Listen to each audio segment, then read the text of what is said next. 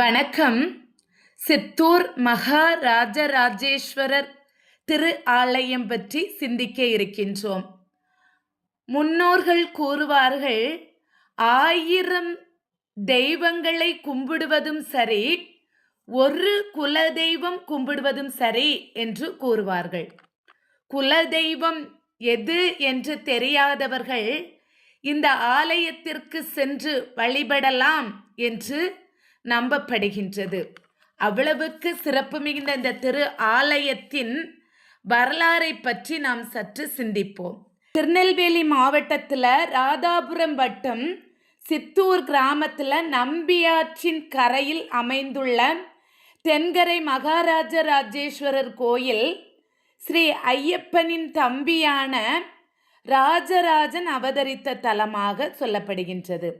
பந்தள மன்னன் ராஜசேகரனின் வளர்ப்பு மகனான ஐயப்பனுக்கு பிறகு பிறந்த இளவரசன் தான் ராஜராஜன். தன் அண்ணன் மணிகண்டன் காட்டிற்கு சென்ற பிறகு அரியணை வேண்டாம் என துறவு பூண்டு அரண்மனையை விட்டு புறப்பட்டார். பல்வேறு இடங்களை கடந்து வந்த அவர் நம்பியாற்றின் தென்கரையில் அமர்ந்து தனது அண்ணனை நினைத்து தியானம் செய்ய ஆரம்பித்தார். அப்போது ஐயப்பனுடைய அசரீதி அவருக்கு ஒலித்ததாக நம்பப்படுகின்றது. இந்த கோயிலில் மிகப்பெரிய சிறப்பு ஒன்று இருக்கின்றது. தளவாய் மாட சுவாமி என்று ஒரு சுவாமி உள்ளது.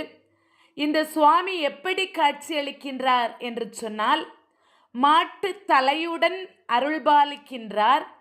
இந்த தளவாய் மாட சுவாமி இந்த தென்கரை மகாராஜாவின் இராஜாங்க மந்திரியாக விளங்கியதாகவும் சொல்லப்படுகின்றது. இவருடைய கருவறையானது ஆணி உத்திரம் அன்றும் பங்குனி உத்திரம் அன்றும் திறக்கப்படுகின்றது என்றும் சொல்லப்படுகின்றது.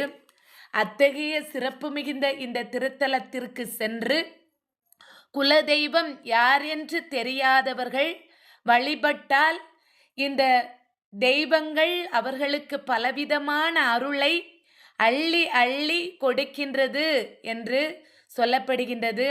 அத்தகைய திருத்தலத்துக்கு சென்று நாமும் தெய்வத்தினுடைய அருளை பரிபூரணமாக பெறுவோம் என்று சொல்லி முடித்து கொள்கின்றேன். நன்றி, வணக்கம்.